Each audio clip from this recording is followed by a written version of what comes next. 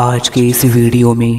ہم آپ کو نفس اور اس کی بیماری کے بارے میں زبردست علاج بتائیں گے۔ آپ چاہیں کسی سلسلے میں مرید ہوں یا نہ ہوں، یہ ویڈیو آپ کے لیے بہت ضروری ہے، کیونکہ اس ویڈیو میں ہم آپ کو طہارت نفس کی وہ ترتیب اور طریقہ بتانے جا رہے ہیں جو اولیاء اللہ نے خاص آپ کے لیے ہی بنایا ہے۔ اگر آپ بار بار توبہ کر کر بھی گناہ کرتے ہیں، اگر آپ کو گندے خیالوں نے پریشان کر رکھا ہے اور گناہوں کی عادت چھوٹ نہیں رہی ہے، تو اس ویڈیو میں بتائی گئی ایک ایک بات آخر تک غور سے سنیں اور اس پر عمل کریں۔ انشاءاللہ عز و جل اپنے آپ میں روحانی بدلاؤ محسوس کریں گے۔ سامعین و ناظرین، سب سے پہلے یہ بات جان لیجیے کہ اللہ عز و جل نے آپ کے وجود کو 3 چیزوں سے مرکب کیا ہے۔ نمبر 1 روح، نمبر 2 نفس اور نمبر 3 جسم۔ لیکن جب ایک حرکت کرتا ہے تو اس کا اثر تینوں حصوں پر پڑتا ہے۔ مثال کے طور پر جسم کو حرام غذا دو گے تو اس کا اثر قلب پر بھی پڑے گا، لہذا قلب کی حفاظت کے لیے ظاہر کی حفاظت بھی ضروری ہے۔ اب ہم آپ کے سامنے ایک ایک کر ترتیب وار علاج بتا رہے ہیں۔ دھیان رہے، یہ 4 ترتیب جو ہم آپ کی خدمت میں پیش کر رہے ہیں، اس کی حقیقت کیا ہے یہ آخر میں کھلے گی، تو ضرور یہ چاروں باتوں، چاروں ترتیب کو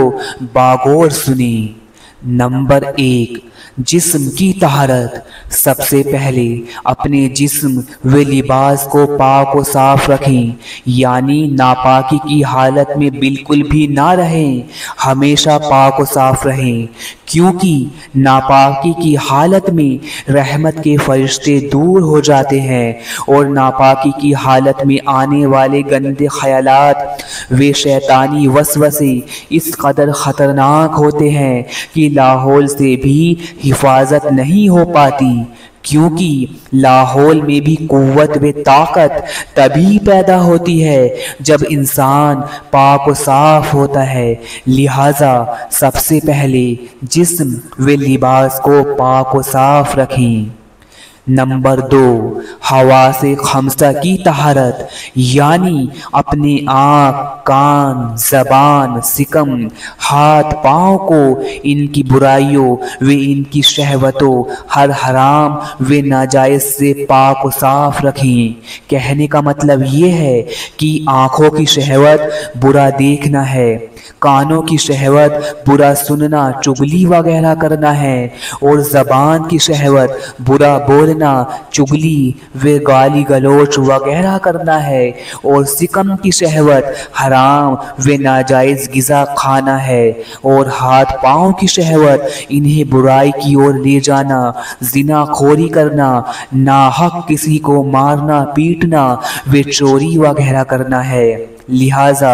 ان سب حواس خمسہ کو ان کی شہوت سے پاک رکھیں، کیونکہ برا دیکھنے، برا سننے، برا کرنے، برا کھانے یعنی حرام کھانے سے قلب مردہ ہوتا ہے اور نفس زندہ ہوتا ہے۔ اور ساتھ میں یہ بات دھیان رہے کہ آپ کے حواس خمسہ یعنی جسم کے حصے قلب و نفس کے تابع ہیں، اور قلب و نفس کمرے کے مانند ہے۔ اب ان دروازوں سے جو گزرے گا وہی اندر داخل ہوگا، یعنی اگر برے کام جسم کے حصوں سے ہوں گے تو قلب و نفس میں بھی وہ بری خصلتیں داخل ہوں گی۔ اور اس کے بعد نمبر 3، تخیلات کی طہارت، یعنی اپنے ذہن کو گندے خیالات، گندے وسوسوں سے پاک و صاف رکھیں۔ دھیان رہے یہ گندے وسوسے شیطان کے بہت خطرناک حملے ہیں۔ جب شیطان انسان کو سیدھے طور پر گناہوں میں مبتلا نہیں کر پاتا تو انسانوں کے تخیلات میں گندے وسوسے ڈالتا ہے۔ لہٰذا کثرت سے درود اور لاحول پڑھنے کی عادت ڈالیں، کیونکہ درود پاک سے دل میں ذوق عبادت بڑھتا ہے اور لاحول سے وسوسوں کی حفاظت ہوتی ہے۔ اور اس کے بعد نمبر 4، قلب اور نفس کی طہارت، یعنی تصفیہ قلب اور تزکیہ نفس۔ یعنی کہنے کا مطلب یہ ہے کہ قلب کا تقاضا ہے کہ اس کا تصفیہ کیا جائے، یعنی قلب پر لگے زنار، سیاہی و پردوں کو ہٹایا جائے، پاک و صاف کیا جائے، غیر اللہ، فسق و فجور کی محبت، بغض و حسد، کینہ، ریا کو نکالا جائے، تاکہ قلب میں نور پیدا ہو اور یہ اللہ کی محبت و قربت کے لائق ہو سکے۔ اور نفس کا تقاضا یہ ہے کہ اس کا تزکیہ کیا جائے، یعنی نفس کی ہر برائیوں کو، ناپاکی کو، نفس کی چال و سرکشی کو، اس کی فریبیوں کو پہچانا جائے اور پاک کیا جائے، تاکہ یہ نفس اللہ ہی کے لیے مطمئن ہو جائے۔ سامعین و ناظرین، اب بات یہ آتی ہے کہ جب انسان کا ظاہری وجود، آنکھ، ناک، کان، زبان، ہاتھ، پاؤں اور سکم سب کے سب قلب و نفس کے تابع ہیں، تو جب قلب و نفس پاک و صاف ہوگا تو تمام جسم کے حصے اپنی اپنی شہوتوں سے خود پاک ہو جائیں گے۔ تو پھر سب سے پہلے کیوں نہ قلب کی طہارت کو ہی حاصل کیا جائے۔ اب بھلا اس صورت میں جو ترتیب ہم نے آپ کو بتائی ہے اس کی کیا ہی ضرورت ہے؟ تو اس پر